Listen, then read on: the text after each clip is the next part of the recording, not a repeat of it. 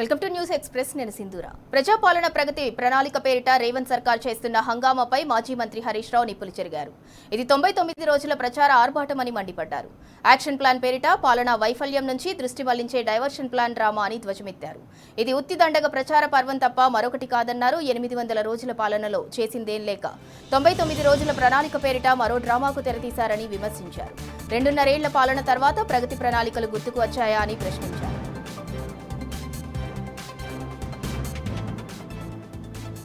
Kamareddy municipal కార్యాలయంలో ప్రజా పాలన ప్రగతి ప్రణాళిక కార్యక్రమం రసాభాసగా మారింది. నూతనంగా ఎన్నికైన కౌన్సిలర్లు తమ మొదటి ప్రభుత్వ కార్యక్రమాన్ని బాయ్కాట్ చేశారు. కామారెడ్డి మున్సిపల్ కమిషనర్ రాజేందర్ తీరుకు వ్యతిరేకంగా బీజేపీ, బీఆర్ఎస్ కౌన్సిలర్లు నినాదాలు చేశారు.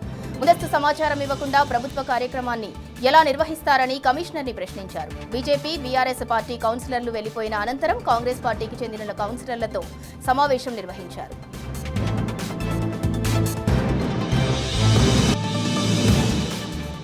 మూసీ సుందరీకరణ పేరుతో పేదల ఇళ్లు కూలగొడుతున్న రేవంత్ సర్కార్పై ఏఐసీసీ ఇన్ఛార్జ్ మీనాక్షి నటరాజన్కు మూసీ జన్ ఆందోళన్ ఫిర్యాదు చేసింది. పేదల ఇళ్లు కూలగొట్టి ఆ స్థానంలో గాంధీ సరోవర్ ప్రాజెక్టును నిర్మించే ఆలోచనను విరమించుకోవాలని కోరింది. ప్రజా వ్యతిరేకతను పట్టించుకోకుండా సీఎం రేవంత్ రెడ్డి ఇలా చేయడం దారుణమన్నారు. ఇళ్లు కూల్చి గాంధీ విగ్రహం పెట్టడాన్ని మహాత్మాగాంధీ మునిమనవడు తుషార్ గాంధీ కూడా వ్యతిరేకించారని లేఖలో పేర్కొన్నారు.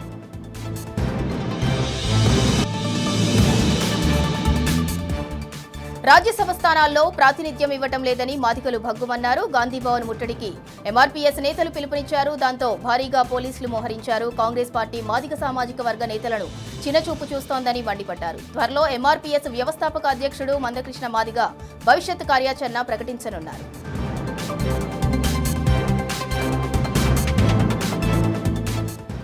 నాలాపై ఆక్రమణను వెంటనే తొలగించేలా చర్యలు తీసుకోవాలని మాజీ మంత్రి శాసనసభ్యుడు తలసాని శ్రీనివాస్ యాదవ్ అన్నారు. సనత్ నగర్ నియోజకవర్గంలోని గాయత్రీనగర్లో వివిధ శాఖల అధికారులతో కలిసి ఆయన పర్యటించారు. ఈ సందర్భంగా స్థానికుల సమస్యలను అడిగి తెలుసుకున్నారు. ఓపెన్ నాలాలో పూర్తి స్థాయిలో పూడిక తొలగించాలని, నాలాలో వ్యర్థాలు వేయకుండా జాలీలు ఏర్పాటు చేయాలన్నారు. ప్రస్తుతం నాలాపై స్లాబ్ పూర్తయిందని, కాలనీలో రోడ్లు నిర్మాణం కోసం నిధులు మంజూరయ్యాయని తలసాని శ్రీనివాస్ యాదవ్ తెలిపారు.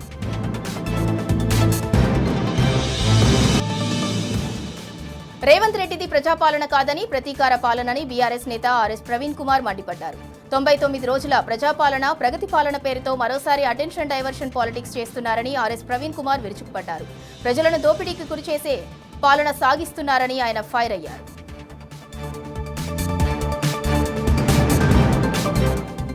బీఆర్ఎస్ అధినేత కేసీఆర్ ను కలిశారు చెన్నూరు మాజీ ఎమ్మెల్యే బాల్కా సుమన్.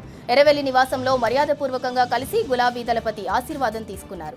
ఈ సందర్భంగా బాల్కా సుమన్ ను భుజం తట్టి అభినందించారు కేసీఆర్. కేతనపల్లి మున్సిపల్ చైర్మన్ ఎన్నిక సందర్భంగా కాంగ్రెస్ ప్రభుత్వం పెట్టిన అక్రమ కేసులో 16 రోజుల పాటు జైల్లో ఉన్నారు బాల్కా సుమన్. 2 రోజుల కిందట బెయిల్పై విడుదలయ్యారు.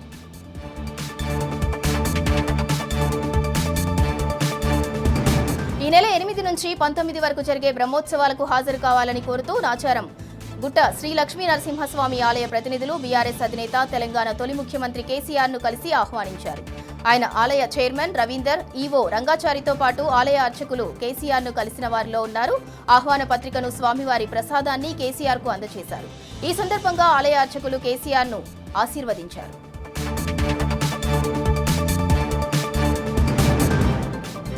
ప్రభుత్వం అవలంబిస్తున్న రైతు వ్యతిరేక నిర్ణయాలను ఖండిస్తూ వికారాబాద్ జిల్లా రైతులు ఆందోళనకు దిగారు. ఇండస్ట్రియల్ పార్క్ ఏర్పాటును వ్యతిరేకిస్తూ నిరసన తెలిపారు.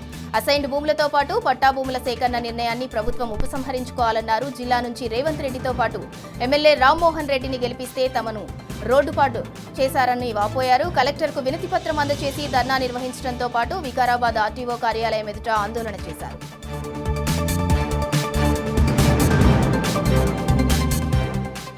చేతికి అందిన పంటను కొందరు వ్యక్తులు జేసీబీలతో ధ్వంసం చేసిన ఘటన మహబూబాబాద్ జిల్లా చిన్నగూడూరు మండల కేంద్రంలో చోటు చేసుకుంది. గ్రామానికి చెందిన నీలం భరత్ కుమార్ కు చెందిన పంట భూమిలో గుర్తు తెలియని వ్యక్తులు జేసీబీలతో 4 ఎకరాల పంటను పూర్తిగా ధ్వంసం చేశారు.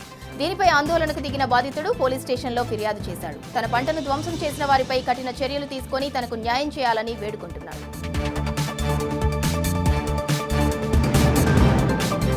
కాంగ్రెస్ పాలనలో కబ్జాలకు కాదేది అనర్హమన్నట్లుగా పెద్దపల్లి జిల్లా శ్మశాన వాటికలో సోలార్ ప్లాంట్ నిర్మాణం చేపట్టారు అక్రమార్కులు. కల్లిపల్లి అశోక్, కుమ్మరి నవీన్ రిలే నిరాహార దీక్షలు చేపట్టారు. వీరిపై అక్రమ కేసులు పెట్టి జైలుకు పంపాలని అశోక్ భార్య సౌజన్య ఆరోపించారు. ఫిర్యాదుదారుడిపైనే కేసు ఎట్లా పెడతారని ప్రశ్నించారు. దీనిపై న్యాయ పోరాటం చేయడంతో పాటు మాజీ సర్పంచ్పై అట్రాసిటీ కేసు నమోదు చేయించేందుకు జాతీయ రాష్ట్ర ఎస్సీ/ఎస్టీ కమిషన్కు ఫిర్యాదు చేయనున్నట్లు సౌజన్య తెలిపారు.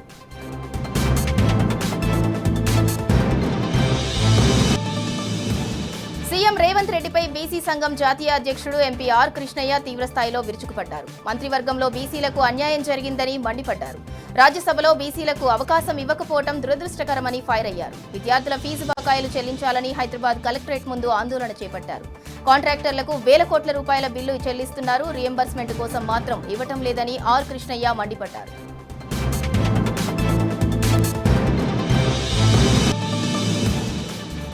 నాగర్ కర్నూలు జిల్లా కుమ్మెర ఘటన బాధితులకు న్యాయం చేయాలని డిమాండ్ చేస్తూ ఇందిరా పార్క్ దగ్గర ధర్నా చౌక్ వద్ద ఎస్సీ, ఎస్టీ, బీసీ, జేఏసీ నాయకులు ధర్నా నిర్వహించారు. రజక సంఘాల ఆధ్వర్యంలో నిరసన తెలిపారు. గత నెల 18న జరిగిన ఘటనపై ఇంతవరకు ప్రభుత్వం స్పందించకపోవడం దారుణమని మండిపడ్డారు.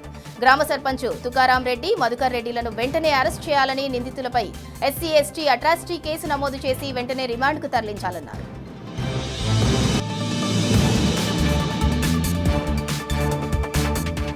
మార్కెట్లో మంచి డిమాండ్ ఉంటుందని సాగు చేసిన పల్లీకి గిట్టుబాటు ధర రాకపోవడంతో రైతన్న నష్టాలు చవిచూస్తున్నాడు. వరంగల్ ఎనుమాముల మార్కెట్లో వ్యాపారులు సిండికేట్ అయ్యి తమను మోసం చేస్తున్నారని వేరుశెనగ రైతులు ఆగ్రహం వ్యక్తం చేస్తున్నారు. వేరుశెనగ పంటను మార్కెట్కు తెచ్చే ముందు ధరలు ఒక విధంగా తగ్గించి కొనుగోలు చేస్తున్నారని రైతులు ఆవేదన వ్యక్తం చేస్తున్నారు.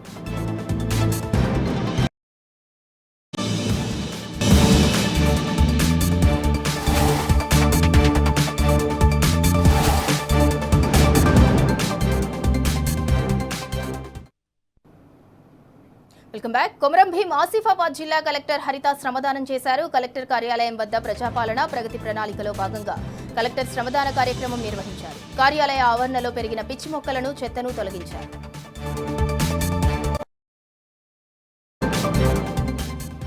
ఆల్ ఇండియా సివిల్ సర్వీసెస్ పరీక్షల్లో పెద్దపల్లి విద్యార్థిని సత్తా చాటింది. కూడెల్లి సృజన 55వ ర్యాంకు సాధించింది. తమ కుమార్తెకు సివిల్స్ లో 55వ ర్యాంకు రావడంపై సృజన తల్లిదండ్రులు రాజేశం, రాణి సంతోషం వ్యక్తం చేస్తున్నారు.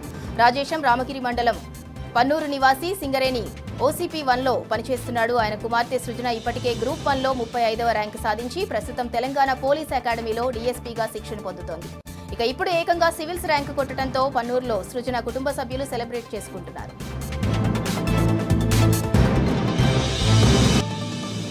ములుగు జిల్లా విద్యార్థి సివిల్స్ లో 793వ ర్యాంకు సాధించాడు. ఏటూరు నాగారం మండలానికి చెందిన దైనంపల్లి ప్రవీణ్ ఇప్పటికే గ్రూప్ 1 పరీక్షల్లో 105వ ర్యాంకు సాధించి డీఎస్పీగా ఎంపికయ్యాడు. ఇటు శిక్షణ పొందుతూనే అటు సివిల్స్ కు ప్రిపేర్ అయ్యాడు. కష్టపడి చదివి 793వ ర్యాంకు కొట్టాడు. చిన్నతనంలోనే తల్లిదండ్రులను కోల్పోయిన ప్రవీణ్ ను అతడి నానమ్మ కష్టపడి పెంచింది. ఆమె పారిశుద్ధ్య కార్మికురాలు. ఎన్నో కష్టాలకు ఓర్చి సివిల్స్ లో ప్రతిభ చాటిన ప్రవీణ్ పై ములుగు జిల్లా ప్రజలు ప్రశంసలు కురిపిస్తున్నారు. మంత్రి వివేక్ పై Telangana district association president Allipuram Venkateshwar Reddy విరుచుకుపడ్డారు.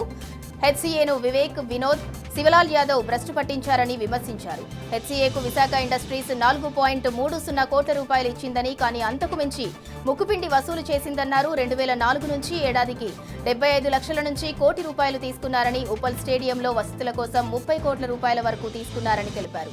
బీసీసీఐ ఇచ్చిన నిధుల్లో 69 కోట్ల రూపాయలను విశాఖ ఇండస్ట్రీస్ కు అక్రమంగా బదిలీ చేశారని మండిపడ్డారు.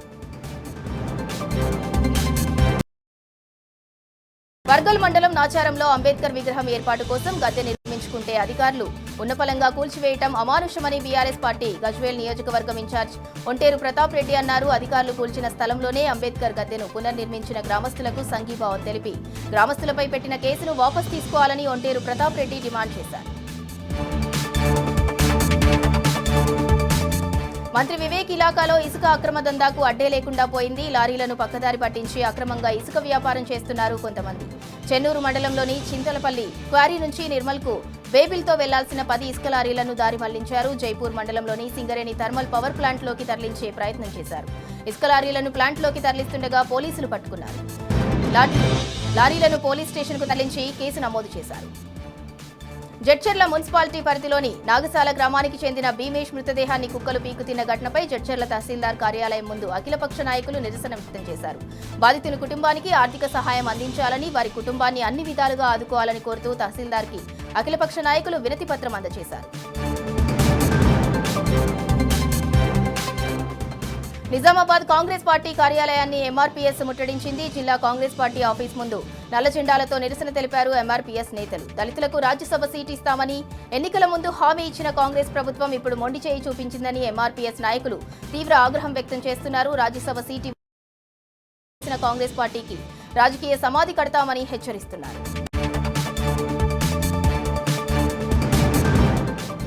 తెలంగాణ శుక్లా నియమితులయ్యారు. ప్రస్తుత గవర్నర్ జిష్ణుదేవ్ వర్మ మహారాష్ట్ర గవర్నర్ గా బదిలీ కావడంతో ఆయన స్థానంలో హిమాచల్ ప్రదేశ్ గవర్నర్ శివప్రతాప్ శుక్లా తెలంగాణ బాధ్యతలు చేపట్టబోతున్నారు. 2024 నుంచి జిష్ణుదేవ్ వర్మ తెలంగాణ గవర్నర్ గా బాధ్యతలు నిర్వహించారు. ప్రధాని మోదీ తొలి మంత్రివర్గంలో ఆర్థిక శాఖ సహాయ మంత్రిగా పనిచేసిన శివప్రతాప్ శుక్లా ఇప్పుడు కొత్త గవర్నర్ గా రానున్నారు.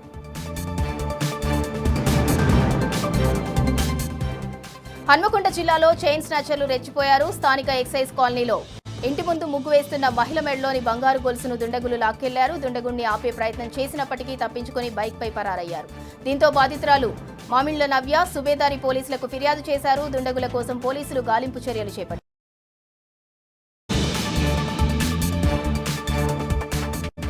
అతివేగం 2 కుటుంబాల్లో తీరని విషాదాన్ని నింపింది. ఎదురెదురుగా వస్తున్న 2 ట్రాక్టర్లు ఒకదానికొకటి ఓవర్టేక్ చేసుకునే క్రమంలో ఆటోను బలంగా ఢీకొన్నాయి. ఈ ప్రమాదంలో 2 అక్కడికక్కడే మృతి చెందగా పలువురికి గాయాలయ్యాయి. వనపర్తి జిల్లా రేవల్లి మండలం ఏదుల రైస్ మిల్ సమీపంలో ఈ ఘటన చోటు చేసుకుంది. మృతుల కుటుంబ సభ్యుల రోదనలతో ఆ ప్రాంతం హృదయ విదారకంగా మారింది.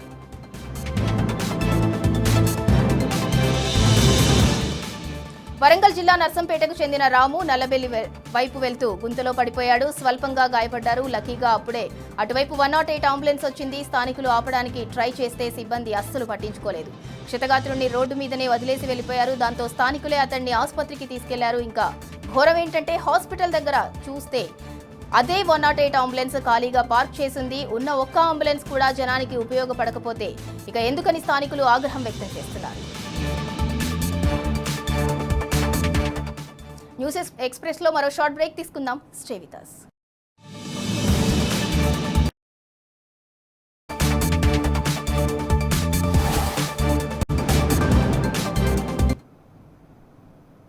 Welcome back. హైదరాబాద్ ఐఎండీ కార్యాలయానికి బాంబు బెదిరింపు వచ్చింది. ఆఫీసులో 14 ఆర్డీఎక్స్ బాంబులు పెట్టినట్లు ఈమెయిల్ వచ్చిందని అధికారులు తెలిపారు. ఐఎండీ సిబ్బంది పోలీసులకు సమాచారం ఇచ్చారు. ఐఎండీ ఆఫీసుకు బాంబు స్క్వాడ్, డాగ్ స్క్వాడ్ చేరుకుని తనిఖీలు చేపట్టారు. ఐఎండీ ఉద్యోగులను సురక్షిత ప్రాంతాలకు తరలించారు. ఆఫీసులో ప్రతి గదిని పోలీసులు తనిఖీ చేశారు.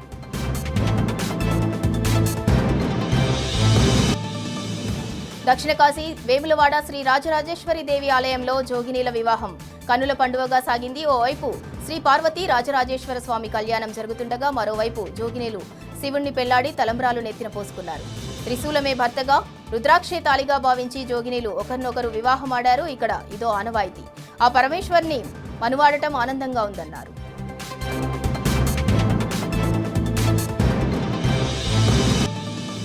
వేసవి ప్రారంభంలోనే ఎండలు మండిపోతున్నాయి. గతంలో కంటే ఈసారి అత్యధిక ఉష్ణోగ్రతలు నమోదయ్యే అవకాశాలు ఉన్నాయని వాతావరణ శాఖ పేర్కొంటోంది.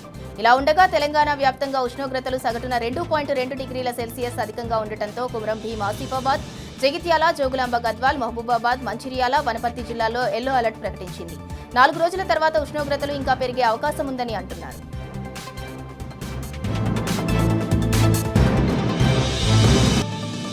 ఈ నెలాఖరులోగా భారత్ను మావోయిస్టు రహిత దేశంగా కేంద్ర హోంశాఖ మంత్రి అమిత్ షా స్పష్టం చేశారు. ఇప్పటికే మావోయిస్టు కీలక నేతలందరూ లొంగిపోతే మిగిలిన వారు కూడా వారి బాటలోనే పయనిస్తున్నారని అన్నారు. ఆపరేషన్ కగార్ పేరుతో కేంద్ర బలగాలు పెద్ద ఎత్తున విరుచుకుపడి అనేక మందిని మట్టుపెట్టాయి. ఎన్కౌంటర్లలో చనిపోయిన వారు చనిపోగా మిగిలిన వారంతా లొంగిపోతున్నారు.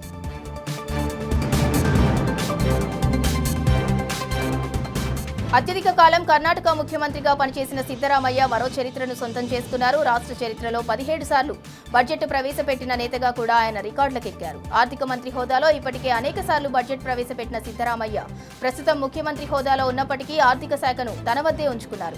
ఆ హోదాలోని 2026-27 బడ్జెట్ను ప్రవేశపెట్టి కొత్త రికార్డు నెలకొల్పారు.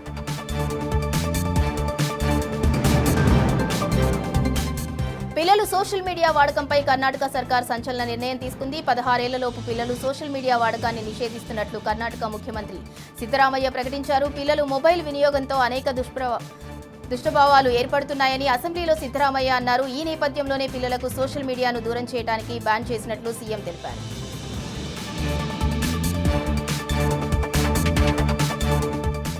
రాజ్యసభకు వెళ్లాలన్న బీహార్ ముఖ్యమంత్రి నితీష్ కుమార్ నిర్ణయాన్ని జేడీయూ కార్యకర్తలు తీవ్రంగా వ్యతిరేకిస్తున్నారు. ముఖ్యమంత్రి పీఠం నుండి తప్పుకొని రాజ్యసభకు వెళ్లాలన్న నిర్ణయంపై అసంతృప్తి వ్యక్తం చేస్తూ పాట్నాలో పెద్ద ఎత్తున పోస్టర్లు అంటించారు. తమ విజ్ఞప్తిని మన్నించాలంటూ నితీష్ కు విన్నవిస్తున్నారు.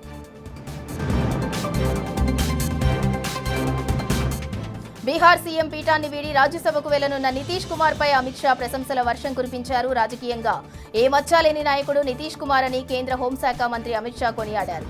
మళ్లీ ఆయన జాతీయ రాజకీయాల్లోకి రానుండటం పట్ల సంతోషం వ్యక్తం చేశారు.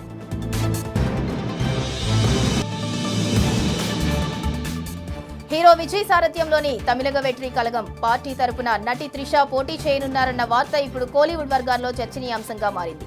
త్రిష త్వరలో టీవీకే పార్టీలో చేరనున్నట్లు కూడా ప్రచారం జరుగుతోంది. చెన్నైలోని ఆర్కే నగర్, చెపాక్, మైలాపూర్లోని ఏదో ఒక నియోజకవర్గం నుంచి త్రిషను ఎన్నికల బరిలో దింపనున్నట్లు టీవీకే వర్గాల్లో చర్చ నడుస్తోంది.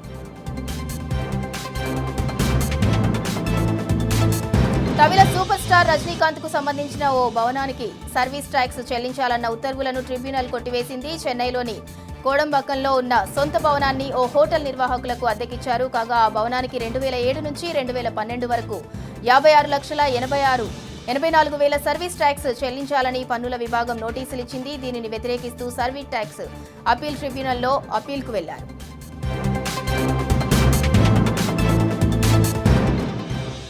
ప్రముఖ పారిశ్రామికవేత్త అనిల్ అంబానీకి చెందిన పలు కార్యాలయాల్లో ఎన్ఫోర్స్మెంట్ డైరెక్టరేట్ అధికారులు సోదాలు నిర్వహించారు. నిధులు మళ్లింపులో పాటు అనుమానాస్పద లావాదేవీల ఆరోపణల నేపథ్యంలో ఈ సోదాలు నిర్వహించినట్లు తెలుస్తోంది.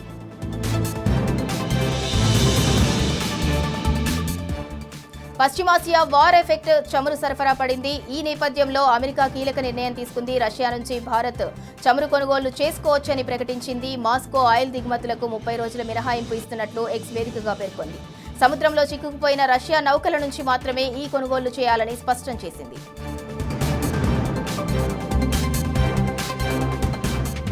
ఇరాన్ ఇజ్రాయెల్ యుద్ధం వేళ దేశంలో ఎల్పీజీ సరఫరాపై కేంద్రం కీలక నిర్ణయం తీసుకుంది. ప్రపంచవ్యాప్తంగా యుద్ధ వాతావరణం భయంకరంగా మారిపోతున్న వేళ భారత్ ముందస్తు జాగ్రత్తలు చేపట్టింది. హార్ముజ్ జలసంధి మూసివేత వల్ల దిగుమతులు ఆగిపోయే ప్రమాదాన్ని ఉండటాన్ని గుర్తించి ఆయిల్ రీఫైనరీలకు గట్టి హెచ్చరికలు జారీ చేసింది. ఎట్టి పరిస్థితుల్లోనూ వంట గ్యాస్ ఉత్పత్తి తగ్గకూడదని స్పష్టం చేసింది. ఇరాన్పై అమెరికా, ఇజ్రాయెల్ దళాలు విరుచుకు పడుతూనే ఉన్నాయి. ఇప్పటి వరకు ఇరాన్లోని 174 నగరాలపై దాడులు చేసినట్లు రెడ్ క్రెసెంట్ సొసైటీ వెల్లడించింది. నగరాల్లోని నివాస భవనాలను లక్ష్యంగా చేసుకుని 1332 దాడులు జరిగినట్లు రెడ్ క్రెసెంట్ సొసైటీ తెలిపింది.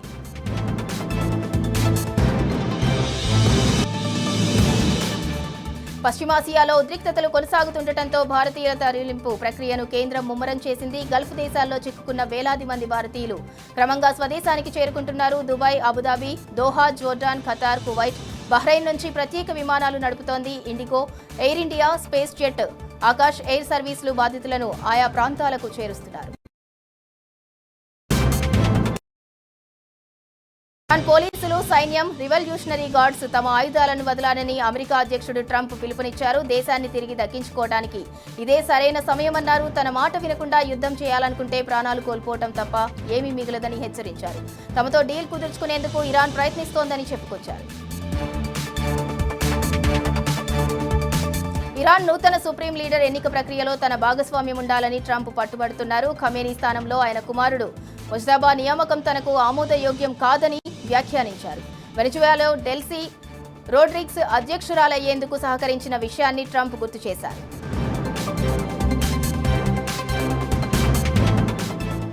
ఇరాన్తో యుద్ధం వేళ అమెరికా ముందు వెనక చూడకుండా ముప్పేట దాడులు చేస్తోంది. ఆపరేషన్ ఎపిక్ ఫ్యూరీ పేరుతో ఇష్టానుసారంగా డ్రోన్లు, బాంబర్లు, టొమాహక్ మిసైళ్లను ప్రయోగిస్తుంది. ఒక్కరోజు యుద్ధం కోసమే అమెరికా $700 మిలియన్ ఖర్చు చేసిందంటే ఏ రేంజ్లో దాడులు చేస్తోందో అర్థం చేసుకోవచ్చు.